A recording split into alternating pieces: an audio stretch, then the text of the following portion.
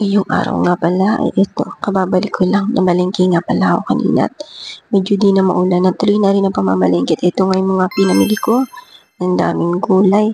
At ito naman yung mga bote na gagamitin para sa lalagyan ng kimchi mamaya. Gagawa si Bossing. Sterilize ko na yan from yesterday.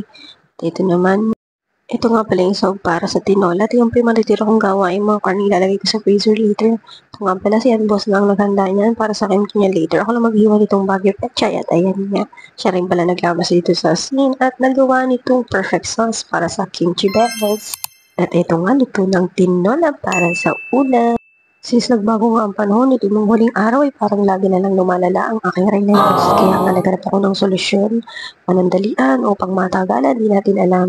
Try ko nga itong nasal spray na ito na sabi nila sa review ay maganda daw nakakatulong sa may rhinitis at ako ay maarte ang ilong. Hindi ko namang ginusto ito.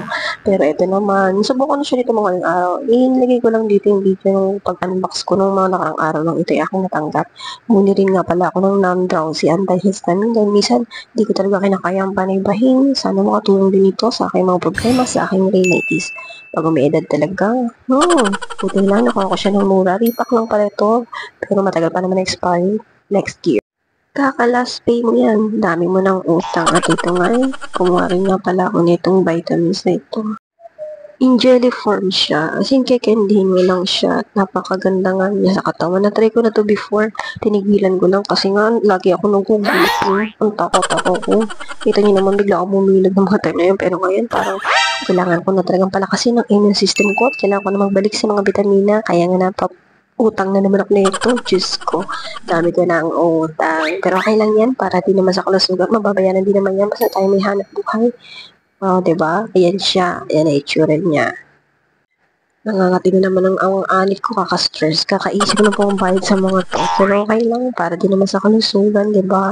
Goods. Bandang hapon nga na permit na itong ginawa ni So sa kimchi niya. At ito nga, ilalagay ko na to sa mga lagayan. Tinulungan nga niya pala ako sa paglalagay kanina. Kaya nadali, nandang kasi ko ng panay-bahing at panay ubo-ubo ko. At medyo di pa nga magaling ang lola niyo. Tingnan niyo naman ang boss ko at nagpapagaling pa ako.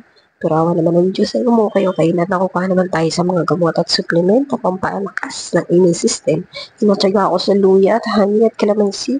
Awa naman ng Diyos ay buti. At sana mabuti rin kayo lahat. Gusto niyong sakit. Ingat na lang tayo mga kabayan at mga kasambahay na tulad ko dahil may hanap buhay tayo. At ito naman natapos na. Ilalagay ko na lamang ito sa rep. Ayan, pag gusto niyo bossing, meron na siyang kimchi.